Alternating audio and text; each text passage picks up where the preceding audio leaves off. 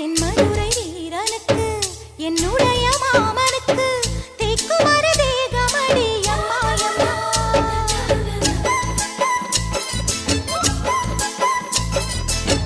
மாமன் பெற்ற பெண்ணுனக்கு மையெழுதும் கண் எதுக்கு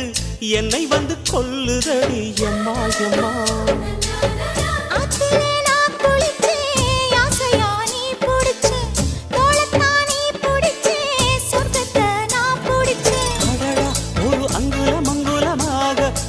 ஆசையில் முத்தங்கள் போட அதை என்னென்ன சொல்லுவேன் எப்படி சொல்லுவேன் நானே